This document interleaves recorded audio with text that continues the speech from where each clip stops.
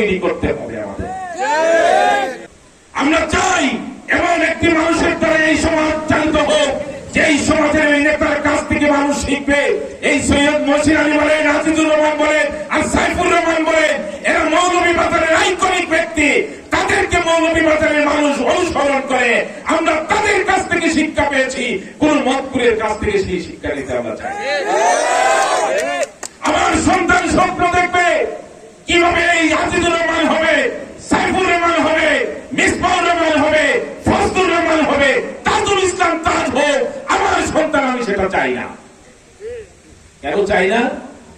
কারণ তার যে আদর্শ যদি সে আমার সন্তান শিখে, আমার ছেলে সমাজ বিচ্যুতি হয়ে যাবে। আমরা সকলে মিলে এই মৌলভীবাজারকে ঐক্যবদ্ধ রাখাতে প্রত্যয় নিয়ে আমরা কাজ করছি। সকলে মিলে সেই প্রত্যয়কে এগিয়ে নেওয়ার জন্য এই মৌলভীবাজারে যারা সাথে আজকে 5টি বছরের এমপি ছিলেন জনাব নেসার আহমদ, কোনদিন কাউকে গালি দিছে, কারো কাছ থেকে টাকা দিছে, কারো বাড়িতে ঝগড়া সৃষ্টি এমন কোন কাজ করছে? করেন নাই।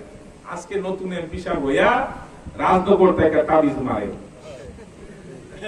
মৌলভীবাজারে কিভাবে অশান্তি সৃষ্টি করা হয়? আরে বাবা, নিজের ঘর সামলাও, নিজের ঘর না সামলাইয়া মৌলভীবাজারে এসে তাবিজ মারতেছো কেন? তাবিজ মারা হচ্ছে আমাদের মধ্যে অশান্তি সৃষ্টি করার জন্য। আমাদের বুঝতে হবে আমাদের আগামী দিন কিভাবে বাস্তবায়িত আমরা নিশ্চিত জীবন কাটাতে চাই, সেটা চিন্তা করতে হবে। এই বাস্তবায়নের চেয়ারম্যান ছিলেন 7.5 বছর, একটা কাজ দেখার যে উল্লেখযোগ্য এই কাজটা আমি করে গিয়েছি মানুষ।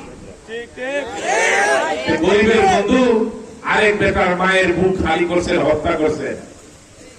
তারপরে গরিবের বন্ধু উনার স্কুলটা কোথায় খুঁজছে, আমি সেটা দেখতে চাই। যে স্কুলে ভর্তি হলে গরিবের বন্ধু হওয়া যায়, মানুষের পাশায় চাকু মারলে গরিবের বন্ধু হওয়া যায় না, ওই ডাকাতি মামলার আসামি হইলে গরিবের বন্ধু হওয়া যায়। এই ফিলিস্তিন নতুন শুনতেছি।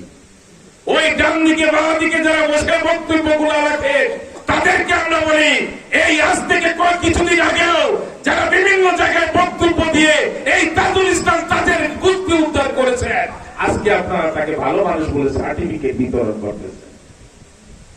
হঠাৎ করে কি এমন পরিবর্তন ঘটলো যে তাজুল ইসলাম সাহেব ফেরেশতা হয়ে গেছে?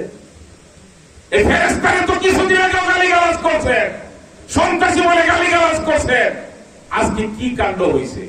কাণ্ড একটাই, এই মৌলভীবাজারের মানুষকে অশান্ত, মানুষকে অশান্ত করে তোলা।